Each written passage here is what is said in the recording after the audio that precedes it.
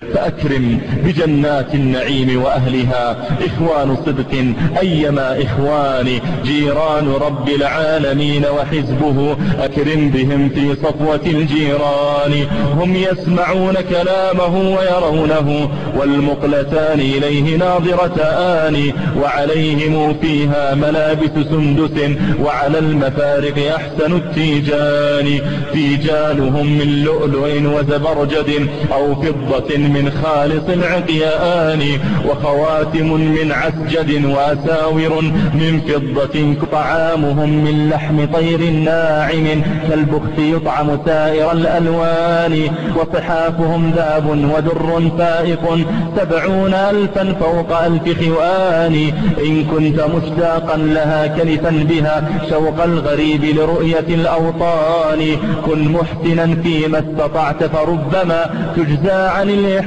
بالإحسان واعمل لجنات النعيم وطيبها فنعيمها يبقى وليس بفاني أدم الصيام مع القيام تعبدا فكلاهما عملان مقبولان قم في الدجى واتل الكتاب ولا تنم إلا كنومة حائر والهان فلربما تأتي المنية بغتة فتساق من فرش إلى الأكفان يا حبذا عينان في غسق الدجى من خشية الرحمن باكيتان واغضض جفونك عن ملاحظة النساء ومحاسن الأحداث والصبيان أعرض عن النسوان جهدك وانتدب لعناق خيرات هناك حسان في جنة طابت وطاب نعيمها من كل فاكهة بها زوجان لا تحقرن من الذنوب صغارها والقطر منه تدفق الخلجان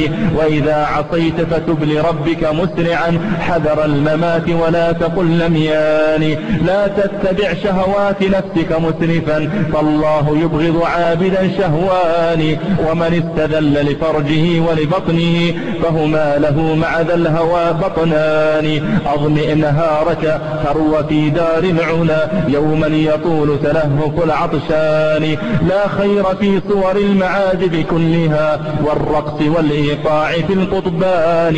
إن التقي لربه متنزه عن صوت أوتار وسمع أغاني وتلاوة القرآن من أهل التقى فيما بحسن شجن وحسن بيان أشهى وأوفى للنفوس حلاوة من صوت مزمار ونقر مثاني وحنينه في الليل أطيب مسمعا من نغمة النايات والعيدان يوم القيامة لو علمت بهوله لفررت من أهل ومن أوطان يوم تشققت السماء لهوله وتشيب فيه مفارق الولدان يوم عبوس قمطرير شره في الخلق منتشر عظيم الشان يوم يجيء المتقون لربهم وفدا على نجب من العقيان ويجيء فيه المجرمون إلى لظى يتلمضون تلمض العطشان والجنة العليا ونار جهنم داران للخصمين دائمتان